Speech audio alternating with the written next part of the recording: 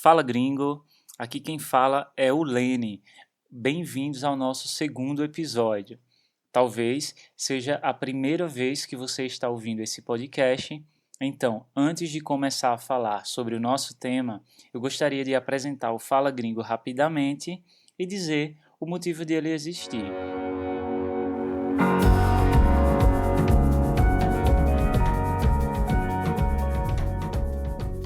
Esse podcast foi pensado para ser um material para estudantes de português nível intermediário. Eu sei que quando a gente chega neste nível, seja em qualquer língua, há sempre dificuldades em encontrar materiais que não tenham uma linguagem tão complicada como os noticiários, mas que também não sejam aqueles diálogos bobos que você tem a impressão de que nunca vai ouvir ou falar algo parecido na vida real. Então a ideia é ajudar você a melhorar a compreensão do português brasileiro do dia a dia, ao mesmo tempo em que você pode conhecer melhor a nossa cultura e os assuntos que estão na boca do povo. É por isso que o ritmo da locução é um pouco mais lento para que você possa ouvir bem cada palavra. No meu Instagram, @portugues.com.lene, você encontra um link na bio para ter acesso à transcrição do episódio. Assim, você pode acompanhar tudo o que eu estou falando, palavra por palavra, além de conferir a definição das palavras que eu acho que possam ser mais difíceis, que você pode não conhecer, tá bom? Como eu disse, é o nosso segundo episódio.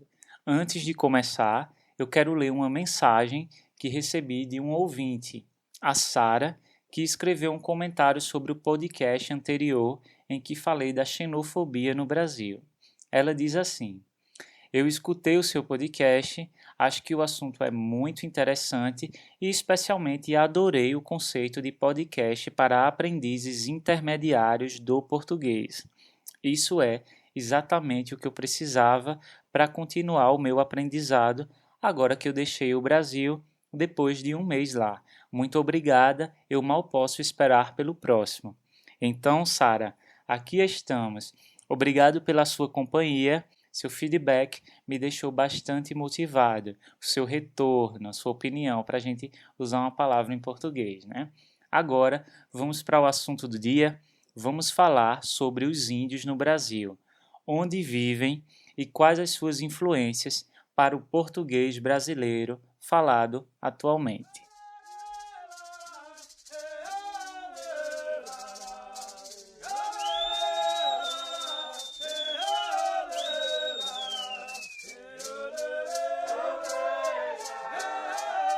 Bom, até pouco tempo aqui no Brasil, logo nos primeiros anos da escola, a gente costumava ouvir que no ano de 1500 os portugueses descobriram o Brasil. Isso dava a ideia de que as embarcações, quer dizer, os navios portugueses, chegaram aqui e não encontraram nada mais que florestas e animais na natureza.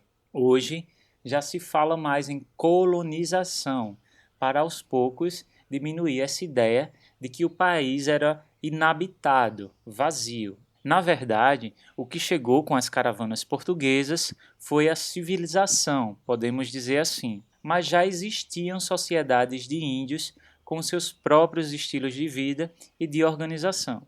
De acordo com informações da FUNAI, a Fundação Nacional do Índio, estima-se que naquela época, ou seja, acredita-se que naquela época, cerca de 3 milhões de índios já habitavam o Brasil, principalmente nas regiões litorâneas, ou seja, à beira-mar e também de rios, o que facilitava a caça e a pesca.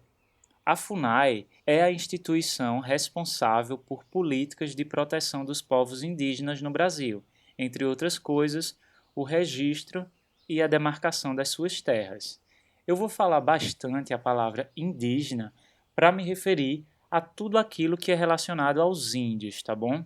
Comunidades indígenas, línguas indígenas, tradições indígenas e por aí vai. Mas voltando para o início de tudo, com o passar dos anos, a quantidade de índios foi diminuindo drasticamente, de forma muito rápida, seja por extermínio, seja por doenças trazidas pelos colonizadores e que os índios não tinham imunidade. Atualmente, a população indígena do Brasil é de cerca de 817.963 índios, segundo a última contagem do IBGE, no ano de 2010. O IBGE é o Instituto Brasileiro responsável pelas estatísticas do país, quantidade de pessoas, taxas de desemprego, dados sobre a economia, etc. Obviamente que de 2010 para cá, os números devem ter apresentado mudanças, mas esses são os dados mais atuais. Dessa população de quase 818 mil índios, a maior parte vive nas áreas rurais, no campo, não necessariamente isolados, apesar de ainda existirem muitas tribos que não entraram em contato com a sociedade. A outra parte vive em áreas urbanas, ou seja, são aquelas pessoas que se declararam índios devido às suas origens, devido à sua etnia, mas vivem integradas à sociedade, vestem roupas comuns, têm acesso a tecnologias e a meios de transporte, enfim, fazem tudo ou quase tudo que um típico morador de uma cidade faz. A maior parte dos índios brasileiros está localizada na região norte do país, onde fica grande parte da Amazônia, da floresta amazônica. Eu deixei na transcrição do episódio, link no Instagram, lembrando, um mapa que mostra bem a distribuição dessas populações em todos os estados brasileiros. Vale a pena dar uma conferida para você ter uma noção da presença desses povos no Brasil. É engraçado que até mesmo para os brasileiros, se você pergunta onde você acha que vivem os índios no Brasil, muitos vão citar diretamente a Amazônia, sem se dar conta que há comunidades indígenas em todos os estados. Uma curiosidade é que na maioria das aldeias, que é como são chamadas as comunidades indígenas, as casas já são feitas de tijolos, mas especialmente na região norte, muitos índios ainda constroem suas casas de forma tradicional, com madeiras e plantas. Outra informação importante é sobre a variedade de línguas faladas. Na última contagem do IBGE, foram registradas 270 línguas. É uma variedade linguística enorme, né? Para simplificar, essas línguas são divididas em 3 grupos, de acordo com as suas origens: Tupi, Macro-G e Aruac. Quando a gente pensa na vida dos índios, a primeira imagem que vem à cabeça são as danças, as tradições, a caça e a pesca, não é mesmo? Enfim, a vida tranquila no meio da floresta. A verdade é que hoje a situação da maioria dos índios brasileiros está bem longe dessa tranquilidade. Cada vez mais aumentam as pressões pela exploração de terras reconhecidas como indígenas. São regiões isoladas onde se encontram, além de riquezas naturais, também riquezas minerais, como o ouro e outros minérios. Essa pressão já terminou em muitos conflitos violentos entre índios, garimpeiros, madeireiras e ruralistas, ou seja, pessoas que têm interesses financeiros nessas terras. Só para a gente tomar como base, no ano de 2017, 110 índios foram assassinados no Brasil. Agora há pouco, no mês de julho, um líder indígena foi assassinado brutalmente no norte do Brasil, no estado do Amapá, e toda essa discussão a respeito dos conflitos com indígenas voltou à tona. Nesse momento se fala muito sobre isso no Brasil. Para você não ficar perdido nessas definições, quando eu falo de garimpeiros, são as pessoas que fazem o garimpo, que é procurar e extrair minerais e pedras preciosas do solo. Madeireiras, como o nome já sugere, são as empresas que tiram madeira da natureza para a venda. E ruralistas é como chamamos as empresas que atuam na agropecuária, ou seja, plantando alimentos ou criando animais para o comércio. Voltando à situação atual desses índios, muitas vezes o desespero é tão grande que muitos chegam a cometer suicídio, quer dizer, se matam por não terem esperança no futuro e por verem suas comunidades sendo destruídas pouco a pouco. Muitos dos povos foram expulsos de suas terras e vivem em condições desumanas, como é o caso dos Guarani, que vivem em cabanas improvisadas feitas de plástico à beira da estrada no sul do país. Para piorar, o atual governo brasileiro não é nada sensível às questões indígenas e ambientais, então a tendência é que a situação fique cada vez pior, infelizmente. Nós vamos fechar essa primeira parte do podcast, até porque já está ficando um pouco baixo astral com toda essa história de conflito indígena. Agora, vamos falar um pouco sobre a influência dos índios na nossa cultura.